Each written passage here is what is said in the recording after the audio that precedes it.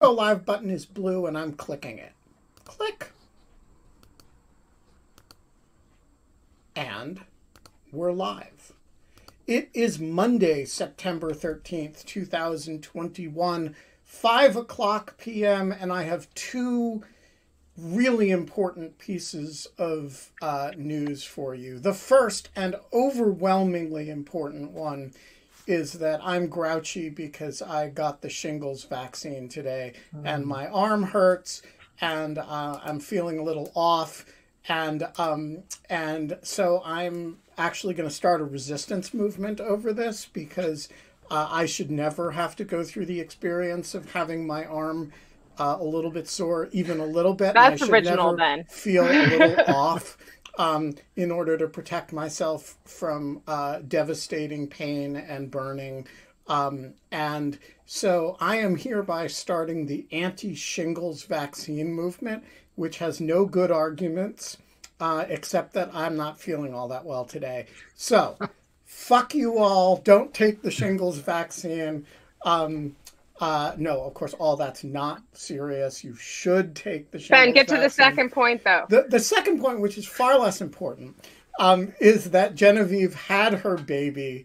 How can this be the second thing after your rambling monologue about the shingles about vaccine? self-involvement? Genevieve had a baby this morning. Now you're choking. You deserve this. Okay, Ben is actually choking. I can't give him the maneuver over the. Yes, Genevieve had her baby. He is named Luke Allister. Is that right? Yep. He is healthy. His mother is healthy. And cute as a button. Yes, he's adorable. And needless to say, he will be hosting the show later this week. He's already got some guests lined up. And he wanted us to tell you that we are not allowed to have fun anymore. But in lieu of fun, we are allowed to have Walter Shaub back. And, you know, those which is the opposite of fun. No, Yeah, well, you said that last time and it was a great time, so you're full of shit. And I just By the way, am I invisible right now? Because the two of you are invisible on my screen. No, you're Yeah. perfectly visible. Yeah. And looking wonderful, I might say. Yeah.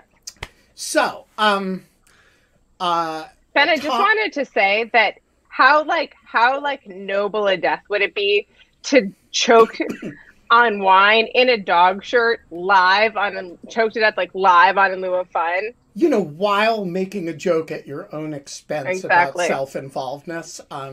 Yeah, I think it's I think that would be a good way to go. And Tom Rake asks the critical question whether there are baby-sized dog shirts. Oh my God. God. I do not know the answer to that question, but we are gonna look into it. So I am grouchy because I have the shingles vaccine. Kate and Walt are both grouchy for other reasons. Walt, why are you grouchy today? Well, first of all, I got the shingles vaccine last week, and it did not make me grouchy. So this may be a character flaw on your part. I completely. Actually, if I don't seem all that grouchy, it's because I'm really not. I just wanted to make a joke at the expense of vaccine, agonists. Very good. And you will get the second shot, right? Because it's a 2-shot series. It is?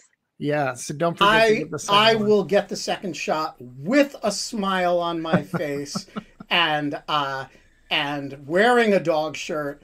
I was, by the way, stopped on the street the other day by somebody who recognized me because of my dog shirt. Oh my from God. In Lieu of Fun. That's really funny. It was excellent. And I just want to say, if you see somebody segueing down the street in a dog shirt, yes, it's probably me. So, Walt, what are you grouchy about? Well, I'm grouchy all the time about ethics these days. We came through 4 years of ethical nightmare, and the president ran on a platform that included multiple promises about legislation that he'd pursue. And they don't seem to be interested in pursuing any of it. And the Washington Post had an editorial today about how the window of opportunity for change is closing and they need to get serious soon. I will give them credit for having a pretty good compliance program. I haven't seen anything out of the ordinary in terms of violations. I mean, every administration's going to have some slip-ups now and then.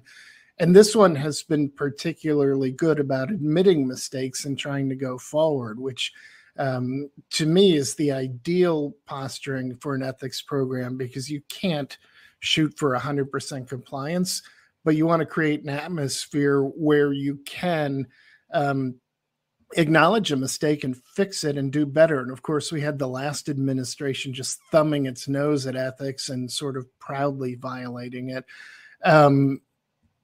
But unfortunately, when you talk to them, they talk about their ethics program as a compliance program.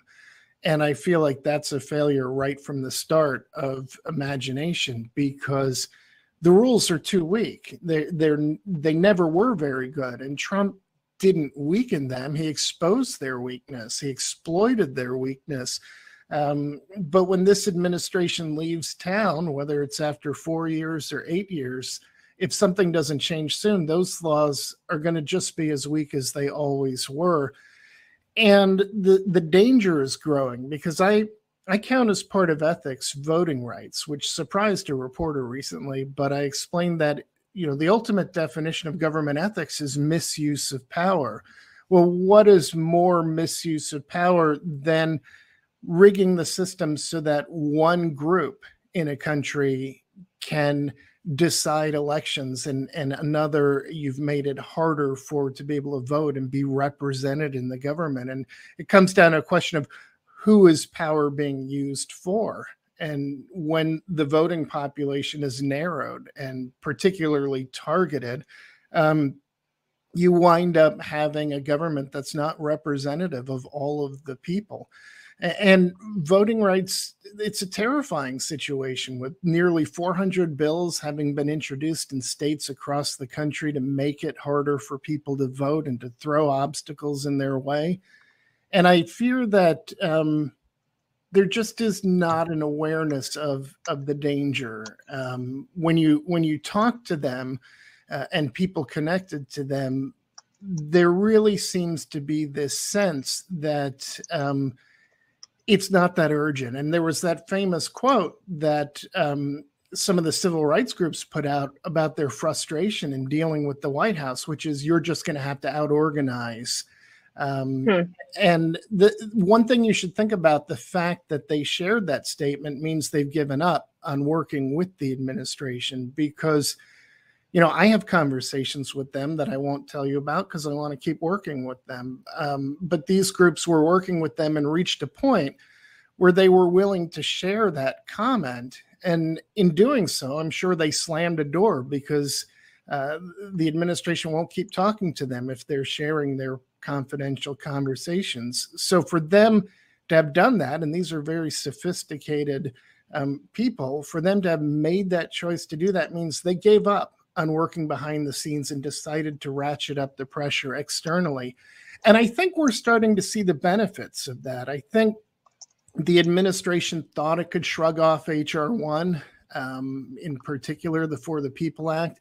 And I think they've gotten enough blowback from people who actually support them and like them that they are forced to take it seriously. And sometimes I think when I take heat on Twitter, people think I'm bashing the administration and just trying to hurt it. But in reality, I want this administration to succeed. And my efforts to call out their shortcomings are to create pressure on them to actually try and pursue some of the legislation that they promised they would pursue. And you see the Washington Post now coming around to that same viewpoint in today's editorial, where they really were saying the window. Was it the editorial board's editorial? Yeah, okay. It was actually the editorial board. I'm trying to find it. Yeah. I'll find it. I may have it. It's oh no, I'll find it. We'll find it. Somebody will find it. Yeah, it was in today's paper. So they met with a bunch of the good government groups and asked a lot of tough questions, and then decided to write this op-ed. And so I don't think the opportunity's been lost, but I think it will be soon. And there was the story that came out this weekend about how the president has now come around to telling Schumer and others that when they need him to put some pressure on the sort of waffling members of his own party in the Senate, he's ready to do that. And of course, that begs the question, A, well, why haven't you been doing that? And B, it validates what I think a lot of the public doesn't want to admit to itself, is that there is more the president could have been doing this entire time. You saw him light a fire for infrastructure. And yeah, we desperately need infrastructure, but we don't need it as bad as we need voting rights. And but tell me something, Walt. So if I were a strategist for Biden, totally non-ideological, cold-blooded reptile, just a political operative who's interested in maximizing political gain for my client. Yeah. I would say do everything in 3 pieces. First, COVID, because you're not a success unless you suppress COVID. Full stop. That the economy rides on, that everything rides on that. So he's doing that. Number 2, on the legislative side, do everything you can do on a bipartisan basis before you do anything on a purely partisan basis. That means get the infrastructure stuff done, then turn to voting rights and stuff that the Republican opposition is going to be very determined on. That seems to be exactly what he's doing. And so I have been unable to tell whether the pushing away of the issues that you care about, and frankly that I care about, which are an overlapping set of kind of post-Trump reform issues, is really a creature of not caring about them, or it's kind of an order of operations issue that they know once they turn to gerrymandering, they're you're in zero-sum land at that point. Yeah. Whereas the infrastructure stuff, you can get 70 votes in the Senate for. Do you have a sense of whether it's that they've had to been taught to care about this, or that they're being cold-blooded reptiles? So I like your speculative scenario there as the one that strikes me as the most likely. You'll see people say, oh, well, they're too busy. They have COVID and other things to deal with. But the reality is the people who would be dealing with these reform issues are not working on COVID. They're working on other issues. And so it's not a bandwidth problem. They have the bandwidth to do this. But I think your explanation makes more sense, that they somehow think there's something to be gained by reaching across the aisle before these things. My fear is that this is exactly how they're thinking, and it certainly is consistent with my impression. I mean, at the level of some of these political types, really the content of their beliefs is secondary to the approach that they take. That's what they specialize in. And some of these are just absolutely cold-blooded individuals, no matter which side of the aisle you're dealing with. And this administration in particular. I mean, I don't use the word reptile. Yeah. I mean, some of them are really, I mean, their job is to be, monitor lizards. And, just to say, warm-blooded boar.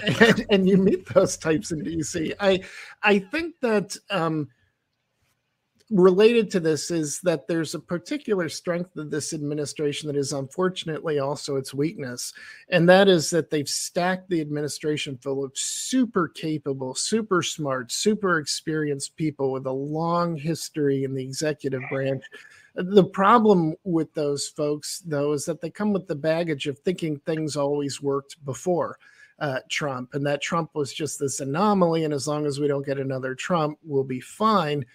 And not realizing that some of what we saw in Trump was just an exaggerated version of ethical failures that we'd seen in past administrations and that are just accepted. So I don't think that they fundamentally, even the non-cold-blooded ones, I don't think they fundamentally understand the need for reform. And I think their years in Washington have made them cynical enough to think that things ebb and flow and everything will be fine. And I think they lack imagination for the dire potential of just the absolute collapse of the republic into authoritarianism. And I think the lack of that imagination has caused them to not have a fire under them.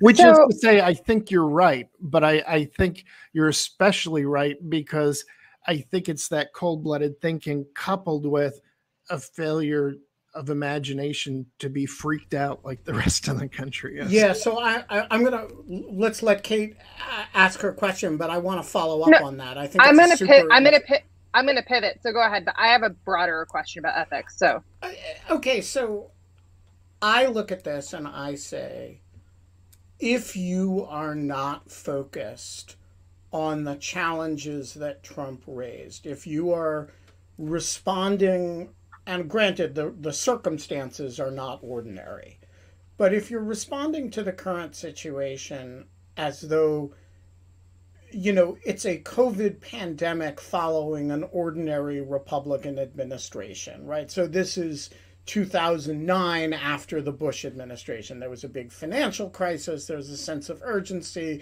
get out of Iraq, right? And you get the sense that the Biden administration kind of feels like it's 2009. Mm-hmm. And I feel like, wait a minute, it's 2021 and we just followed the Trump administration. Yeah. And you need to have an orientation about the democratic urgency, small d democratic, of this moment, which is fundamentally about protecting democratic institutions. It's fundamentally about, to the extent we can, making it impossible for something like that to happen again, strengthening institutions that were attacked, etc.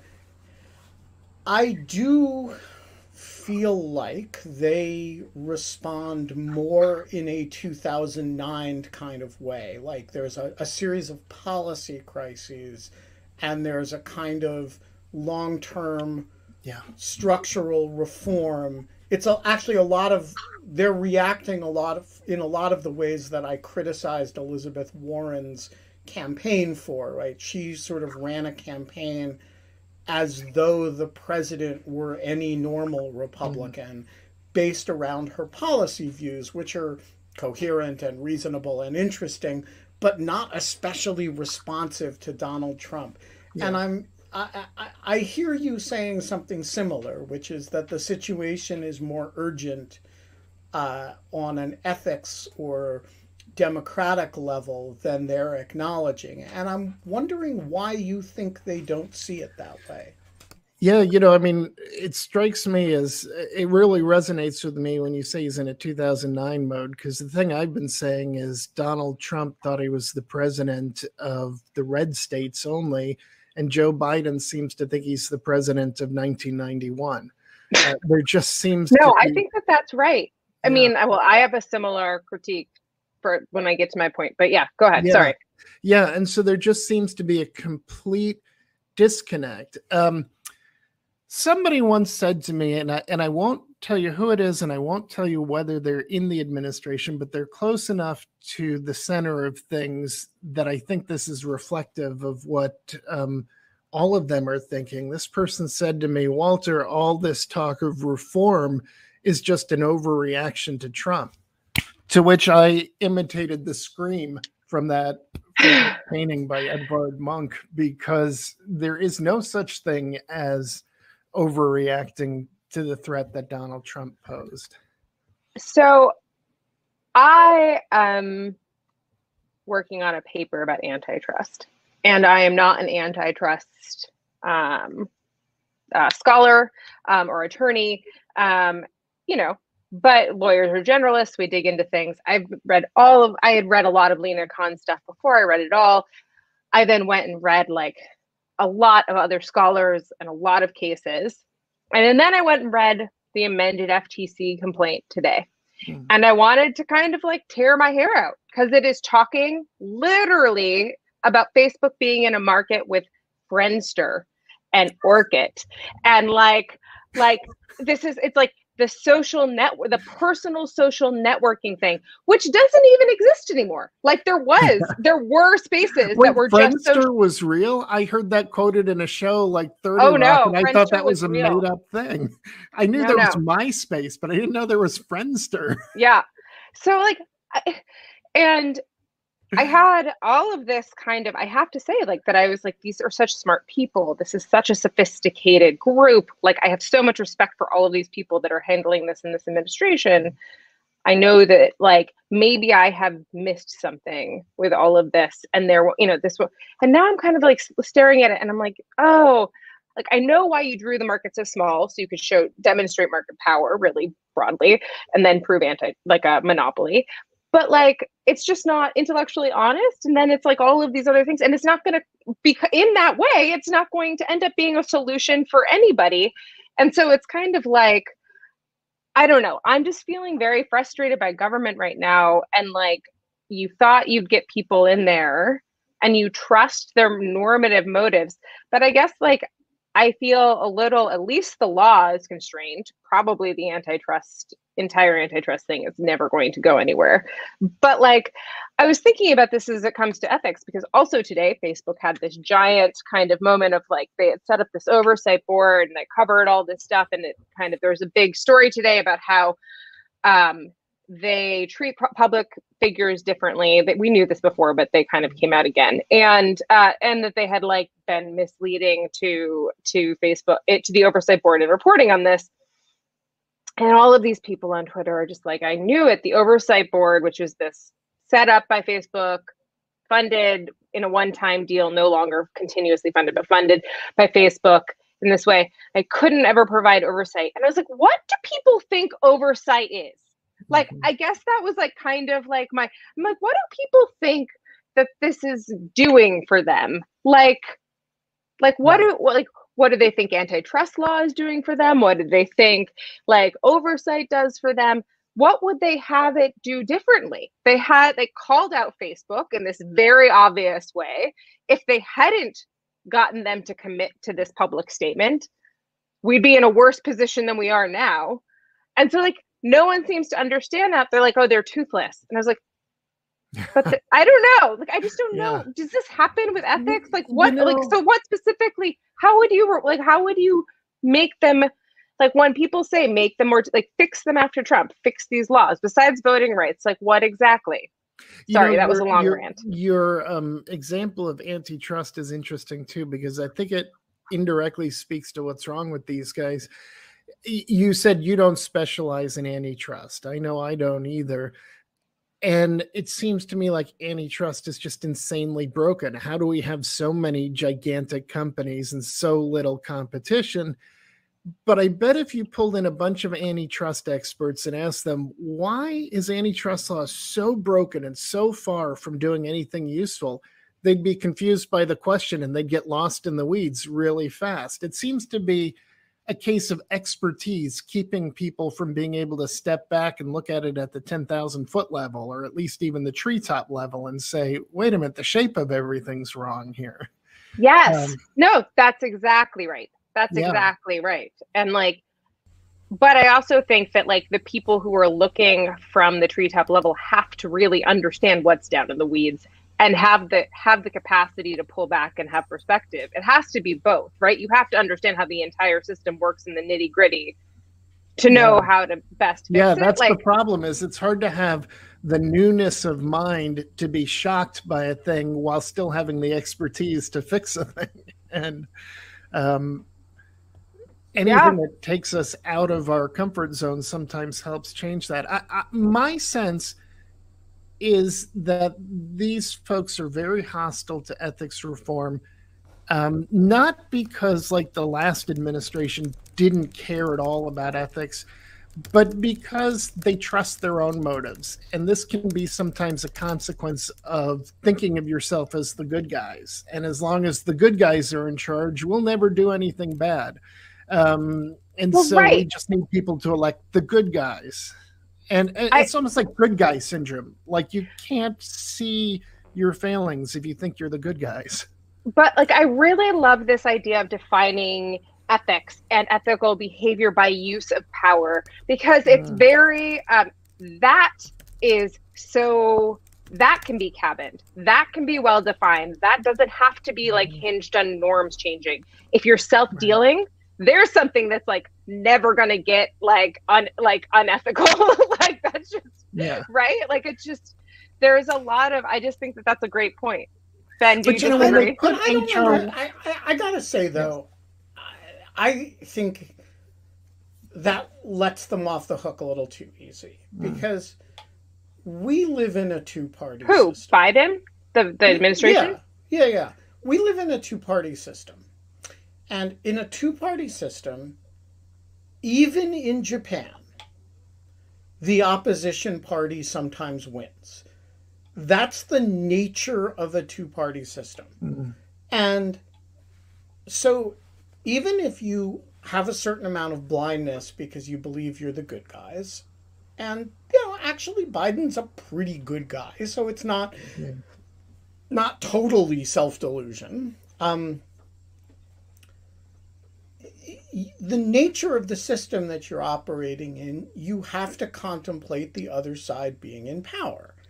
And that is one thing when the other side is George W. Bush or Mitt Romney or John McCain, which is to say people whom you might have profound policy disagreements with, but you basically live in the same moral universe as.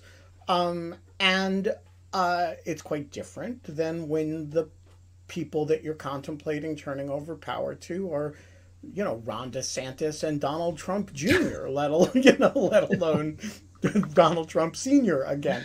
And I don't think you need to have like a particularly self-critical imagination or imagine your own faults to say, hey, the rules when these guys were in power were frankly inadequate. Yeah. They could be in power again very soon. What's the Venn diagram, Kate, overlap between the rules that we would be willing to live under and the rules that we would want them to have to live under?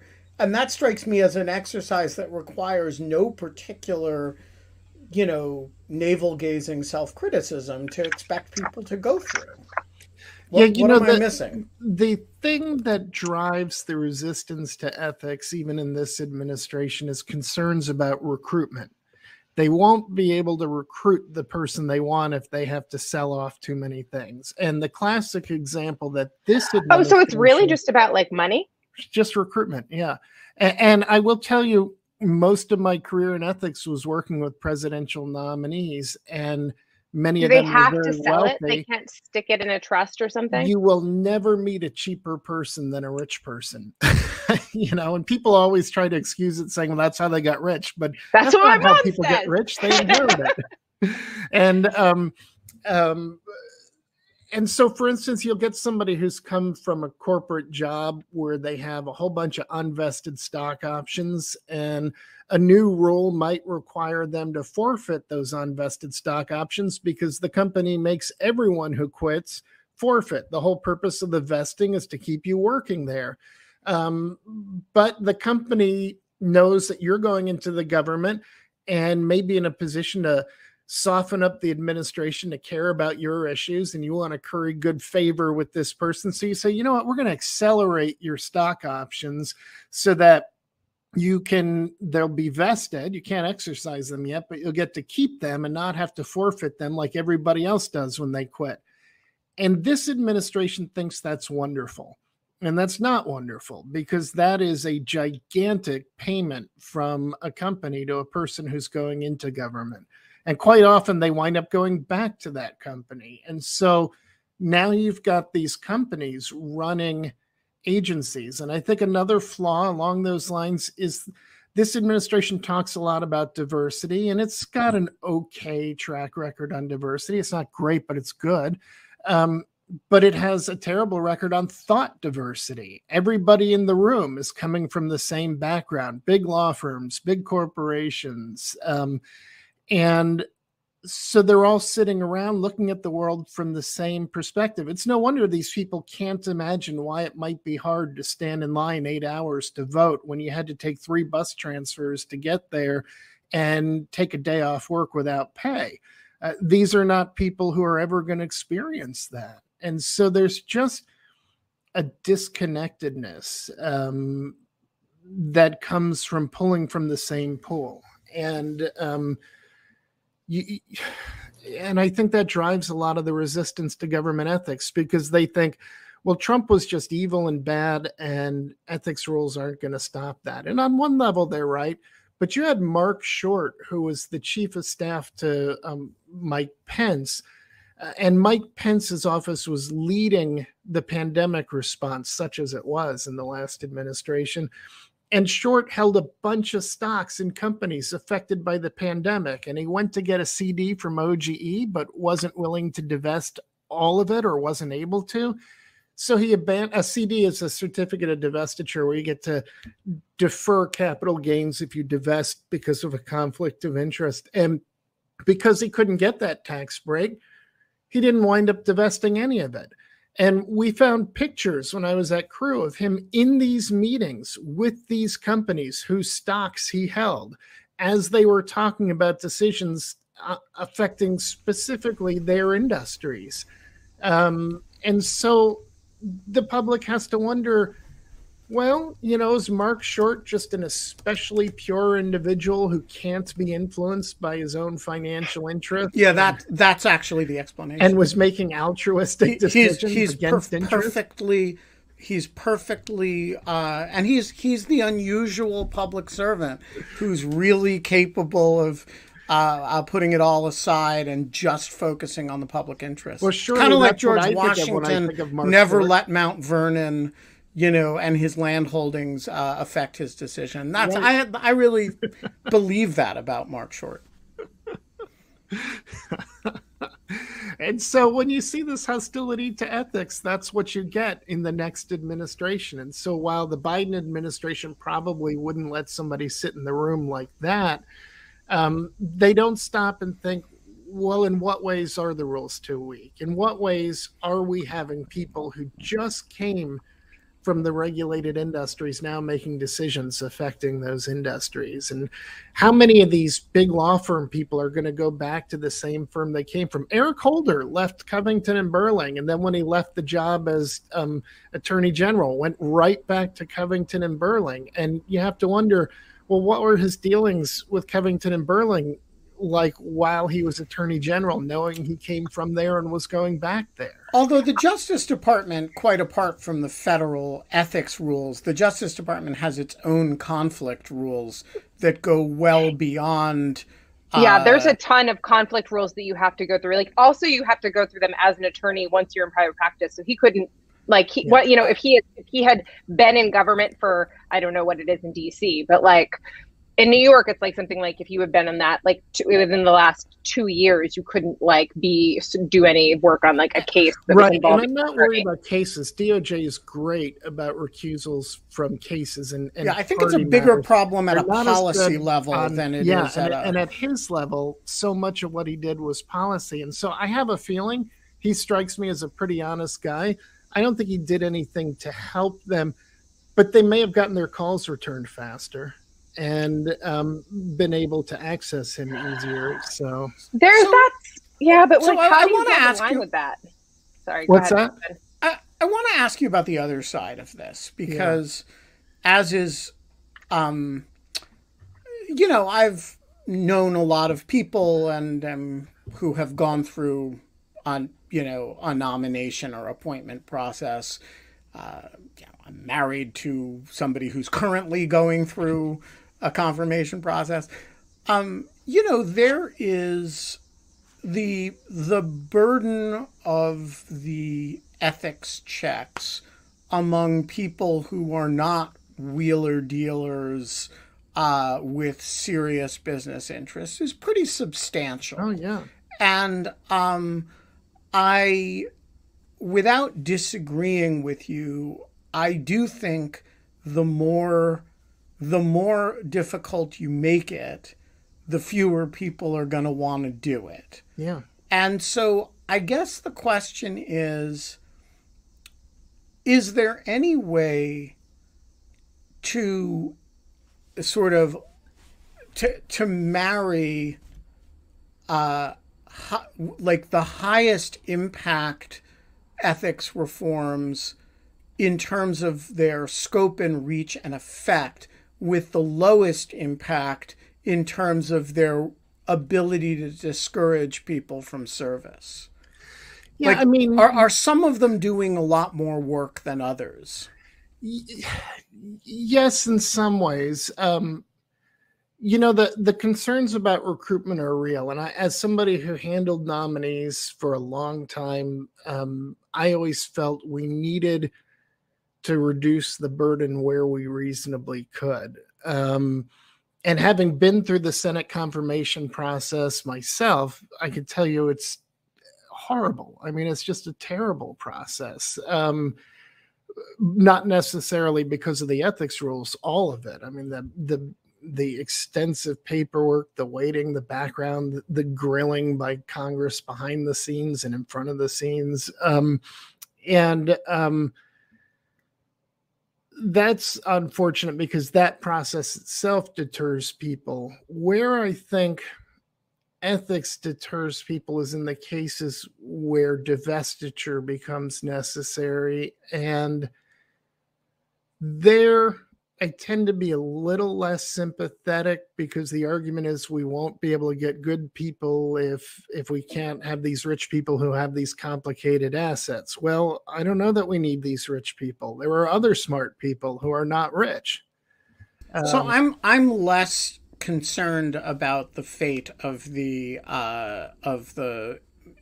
poor super rich people who have 100,000 shares of blank corporation that they're not vested yet, than I am in the person who maybe it's a bit onerous to hire the people who the lawyers and accountants that it will take to go over their own personal portfolio at the level of,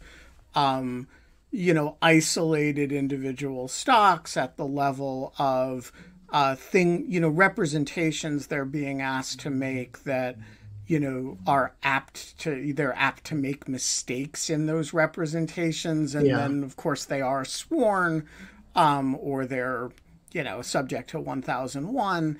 I mean, there's just a lot of capacity for screw-ups, and every capacity for screw-up is a capacity for a lot of anxiety. Yeah, it sure is. And I'm much more concerned about that group of people than I am about the Wilbur Rosses who can just, hire whatever they need in order to, and don't seem to have trouble making inaccurate statements and then having impunity for them. Yeah.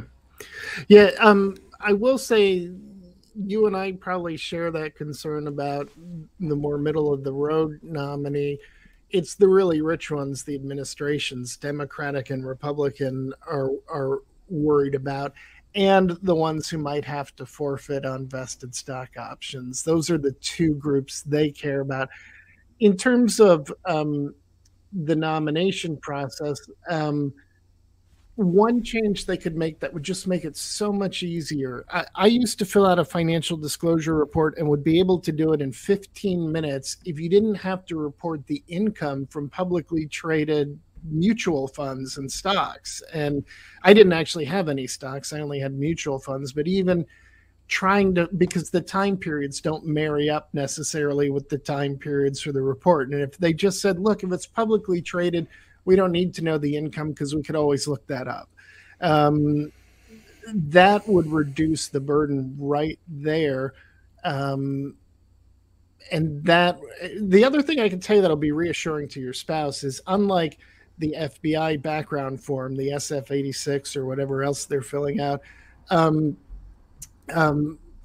we assumed in the nominee program that the financial disclosure report was going to be wrong, and didn't hold it against the person. You'd spend weeks working with them, trying to help them make sure they didn't forget anything and fixing it.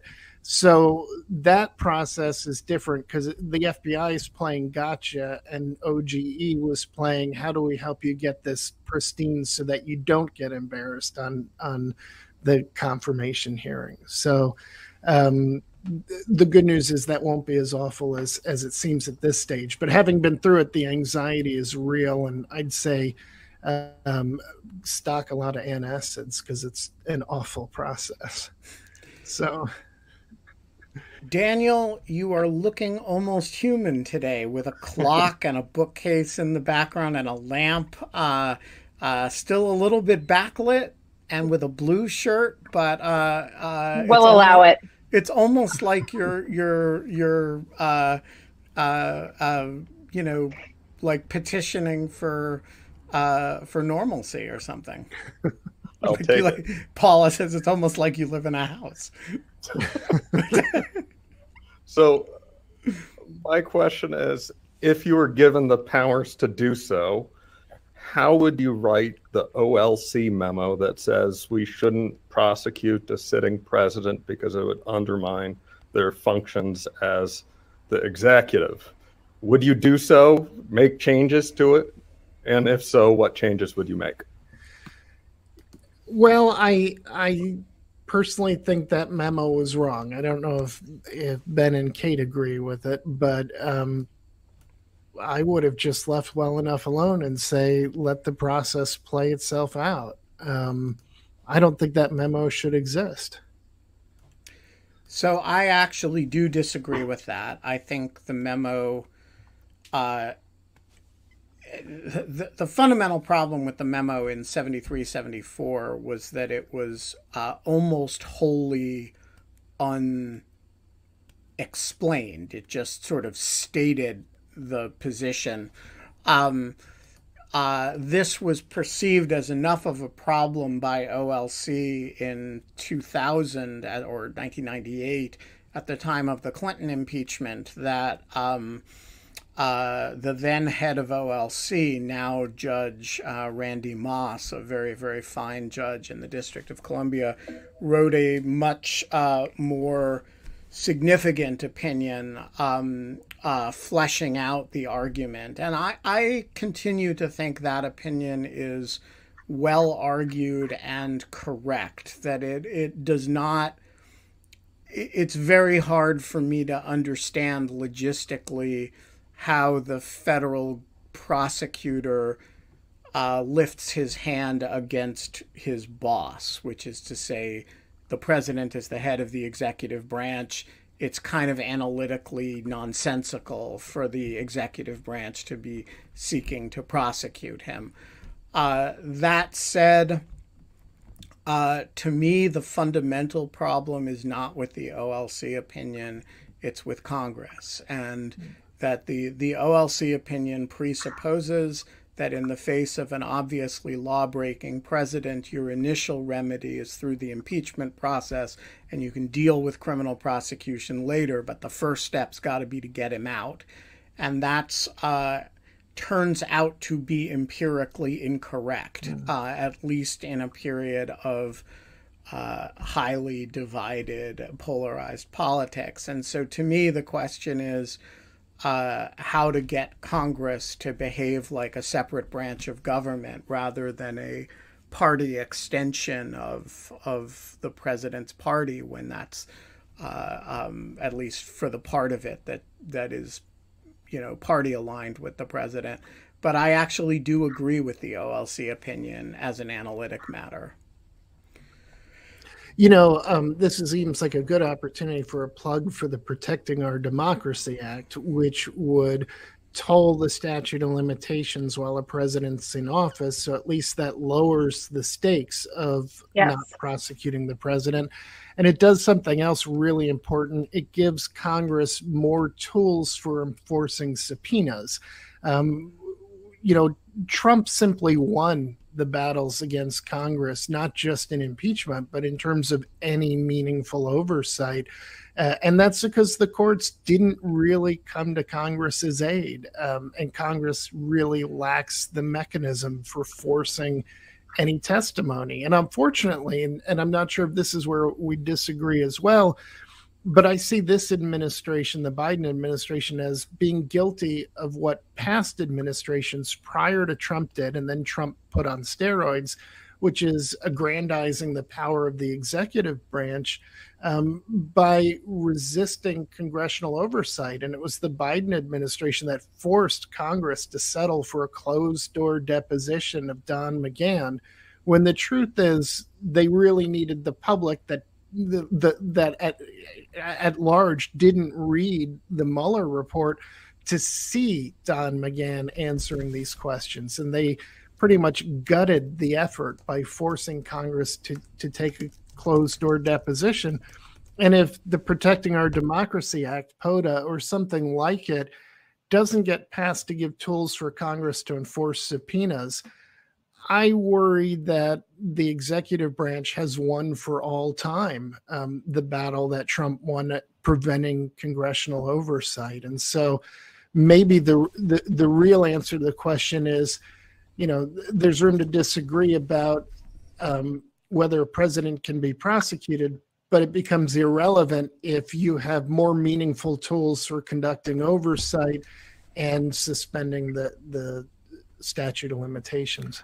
So I very much agree with that. And it seems to me that the basic principle here, the arguments against prosecution of the president, if you while in office, is that it's structurally unsound. So if you think about it from a just a logistical point of view, what if there were not bail issued? You know, would the Bureau of Prisons, which reports to him, have to incarcerate him? And, you know, like you get into some really profound structural craziness. But he should not reap a windfall from this by then, you know, being able to hold out and let statutes of limitations run. And so I think the idea that the law should freeze the matter in place is a very sound one, and I think makes a lot of sense. Paula, the floor is yours, truck noise and all.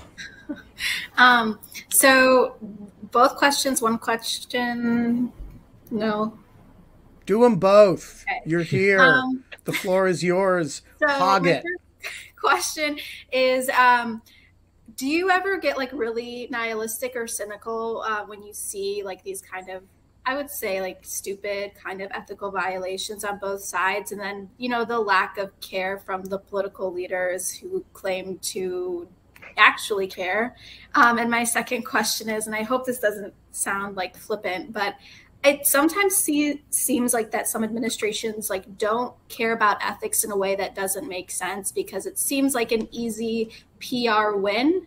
Mm-hmm. And these are problems that you wouldn't like want to have or create, like the Hunter Biden like art thing. Like I listened to the press conference with Jen Psaki, and like to an educated person, like it just like you don't sound smart answering the questions, because there is no way to sound smart answering those questions.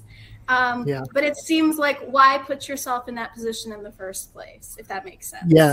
Yeah, that's a good question. So on the first one, I'm actually a ghost. My head exploded years ago, and what you're seeing is the sort of ectoplasmic remains that continue to operate on Earth. Yeah, I mean, when you do government ethics, you get used to a lot of frustration, and you just keep plugging away because it matters. And I will say, I think my best moment in that regard was one time when, near the end, I thanked President Obama for having always been supportive of the government ethics program, and it was clear that there was a tone from the top that the White House was responsive to our calls from OGE. And he just looked at me really sternly and said two words. He just said, "It matters." And I think it really does matter. So, it's frustrating, but it's similar to this fight for voting rights. This is stuff that matters so much that in a way, losses and frustrations can't be a deterrent to keeping going, because it's not, I think, as John Lewis pointed out, a fight for a day or a month or a year. It's a fight for a lifetime. And, and also, on the employment front, at least nobody's going to ever put the government ethics people out of business. It'd be nice if they did, but there will always be violations to come and do. And on the second one, yeah, the frustration with these stupid blunders. I mean, ironically, the Trump administration really missed an opportunity, because I was trying to help them. My goal and my staff's goal was to prevent ethics violations. And if these guys wanted to behave, we would have helped them behave, and they would have benefited from it. Now, I think it became fundamentally impossible because Trump was never going to sell his assets, and probably couldn't have, because I suspect they're in a lot worse shape than the public realizes, not based on any inside information, just based on how the papers are reporting things. And that set a wrong tone. It's especially frustrating in this administration, even if the violations and missteps are smaller, and they're much, much smaller. There's no comparison between the two. They're still stupid mistakes that could be avoided. And I think what people overlook is just the human factor. I suspect that Biden, for instance, has lots of people around him suggesting that maybe their involvement in this art sale is embarrassing and is not helping his record. But people care about their kids and lose perspective and can have a blind spot sometime. And or similarly, with the White House employing 4 Richettis in the executive branch, and dealing with a 5th who's a lobbyist. I mean, these are just dumb mistakes, and they fall more in the category of dumb mistakes that all administrations make, as opposed to the kind of colossal mistakes the last administration made. It's unfortunate.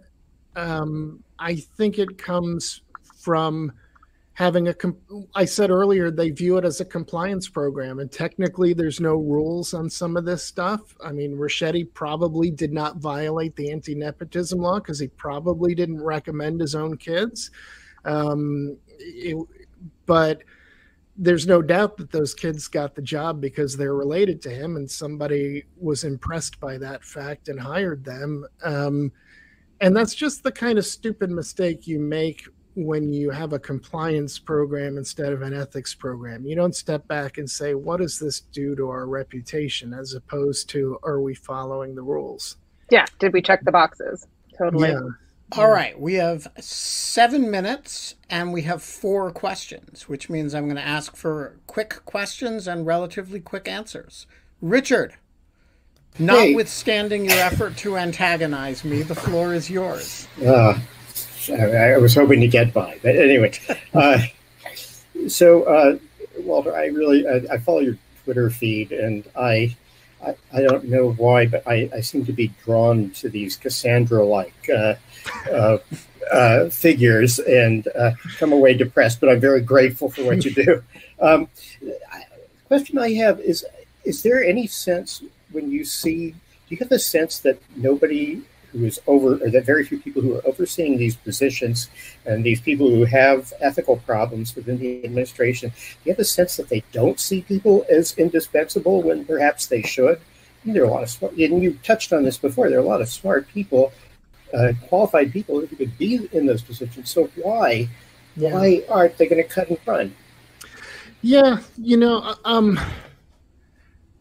if I'm understanding the question correctly, it's like, why bring in some of these people? And I think this is a case of the human factor again. I don't think any of these are bad motives, but I think sometimes you've worked with somebody over the years and you trust them and you're setting up something new, and you want to get moving fast, and so you bring in somebody you trust.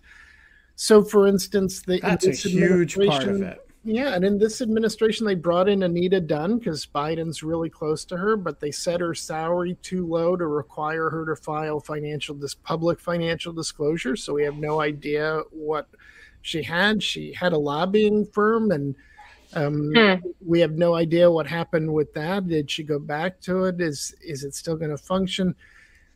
And I just think this is somebody who's really talented and really good, and they decided whatever hit they take from bringing her in is worth her expertise. And as a political calculation, maybe that's right. But maybe she could have just given them informal advice from outside the government. Or, somebody like Rahm Emanuel, who never really impressed me. He came from Barack Obama's background and came in with him. And so, you have people you trust, and sometimes that works out and sometimes it doesn't. Now, I don't remember Emanuel having any ethics problems, so I guess that one worked out. He had a fiery temper and all, but so I guess that's just the answers. I think there's a human factor, and recruitment is an art, not a science, and they bring in the right person for the job. And sometimes, I will say, having worked on ethics issues with people, there have been times in past administrations, Republican and Democratic alike, where the White House calls and they're like, the boss wants this person. This has to happen. You have to find a solution for managing these ethics problems, even if it's a waiver, but we have to figure out how to cross all the T's and dot all the I's and still get this person. And so in many cases, it's a foregone conclusion they're coming in, and then you do the best you can with it. And there were a few rare times over the years where people would give up on nominees they were dead set on because the ethics issues were just too big. And ultimately, the person wasn't willing to sacrifice what they'd have to sacrifice to come in. But those were far and few between. So I think you get a lot of cases, and I think the stuff with the families and the art sale and some of the choices just go back to, these are human beings, and we're not always factoring in all the factors. Deb Most, the floor is yours. Hello. Hi. I have a question kind of piggybacking on that a little bit of people in power have smart people around them as siblings, as spouses, as kids. I mean, presumably could have a president whose child is legitimately an artist prior, or invested in something, or works at a company. How do we get an ethical mindset and allow people's families to have jobs that they're passionate, they're good at and can do? So I think this is a good case of the example of the difference between a rule and a standard. And I think it would be very hard to draw a bright line rule here, but the standard could be, don't capitalize on your relationship to the president. And I know this is not a popular view among many, but this is a case where this individual would not be selling 13 pieces of art for $500,000 a piece if he wasn't the president's son. So let him be an artist and let him sell them at the Torpedo Factory in Alexandria, Virginia for $500 to $2,000 a piece, or let him have a big fancy show in New York with all the celebrities and all the fanfare, but not sell the art. There's plenty of things he could do along the lines of art. And if he wanted to go into the business as a hedge fund manager or a lawyer, which he's always done, some people might criticize that his salary's too high at the hedge fund, or his clients are too political at the law firm. But I think that's where we have to distinguish between reasonable, fair criticism and unfair criticism. There's always going to be unfair criticism, but I just don't think anybody can make the case that selling 13 pieces of art for $500,000 a pop when you've never even juried into a community center art fair is not because you're the president's son. And I think he knows that. And there's, there are stopgaps for this. There's a famous letter from George Washington to John Adams when Adams is taking over the presidency. And Washington writes him a letter that says, I know you're going to have an issue with this, but there's a person in our foreign service who I want you not to discriminate against, and it is your son, John Quincy. He's the most talented diplomat we have, and you shouldn't let the fact that he's your son cause them to, cause you to not recognize that. And, it's a wonderful letter, and it's written in this very arch tone of meritocracy, which was, of course, quite well deserved because Quincy Adams was a remarkably talented individual. The truly extraordinary person, you're not going to have to make a lot of excuses for. All right, we got 2 more questions, and we're a little bit over time. David H., the floor is yours. Hi. So my question is sort of the opposite of what Richard was asking, because what I was going to argue is in 2009, Obama nominated Tom Daschle to be Secretary of HHS. And that would have been really helpful for him in trying to get the ACA passed. And Daschle withdrew because of some tax issues, some ethical issues. And I think that made getting the ACA passed much harder. And so is that really a good outcome? So in that case, it wasn't the ethics office that blocked him. It became untenable for hoping the Senate would pass him because if I recall correctly, he had failed to report some income. And I recall White House people were furious at the time at him. So, I now, ironically, in the Trump administration, the Senate ignored tax problems, spousal abuse problems, other problems that would never have enabled somebody to get confirmed. And so some of it's just a product of the times. The world was so partisan in the Trump administration that the Senate was just pushing through almost any idiot he nominated, except for that guy who had never heard of a motion in limine. And there was the one who, sailed through and then afterwards carried a bullwhip in the State Department. But that is not a joke, by the way. That really happened. David Botts, you get the last question today. Well, thanks so much, and Mr. Shaub, thanks for coming on here. So here's the opportunity. You're about to go out. Tens of thousands of people are listening to you right now. What are the 1 or 2 things that you would suggest to members of the public to further push the topic of ethics? So I think the most important thing we need to do as a culture is reframe what is government ethics. And as I said at the beginning, I've really come to feel very strongly that racial equity issues, particularly when it comes to voting, are government ethics, because a question of who the government, because it's all about misuse of power. And if the government is only representing some people and not others, it's by definition misusing power. And so I think we could all start thinking in terms of government ethics, and government ethics needs to be distinct from policy. So for instance, I care about the environment, and it's an ethical issue with small e, but I don't think that that's government ethics. I do think that voting is, and I think the number one thing the public can do, particularly on social media, is realize that politicians, even the ones you like, are only going to do what the public pressures them to do. And the public has a role in a democracy.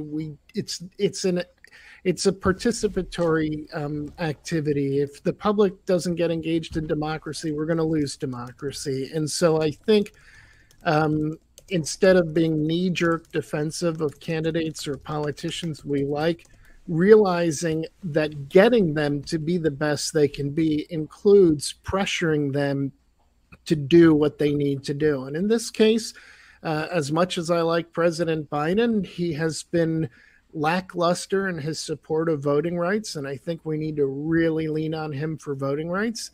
I also think it's absurd that we keep reading about members of Congress buying and selling stocks in which they've had involvement as members of Congress. And there's just no good reason for allowing members of Congress to buy and sell stocks. They should just either freeze their assets or divest them. And I think the public needs to have more of an outcry about that. I think there's building momentum, and I think Congress is going to try to get away with doing the bare minimum to stave off the public criticism. And I think it's time for us to just really lean hard on them. So I think those are the two biggest things the public can do is lean on the president and lean on Congress to do more and be better.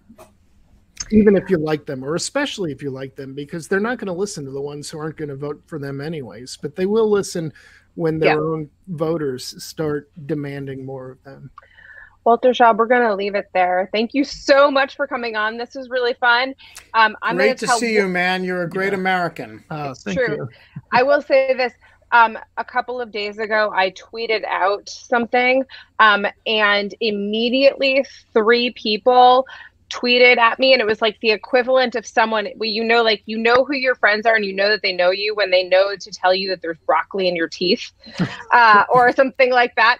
And it was like Scott and Ben and Walter, and they were all like, you, and they said also the exact same thing. You tweeted austere and you meant august. And I immediately fixed it, but it was like very cute and very sweet. And I just was like, it was a nice kind of moment. Sorry, Scott isn't here. I think I told him this separately, but Walter, thanks for coming on. Ben, who do we have tomorrow?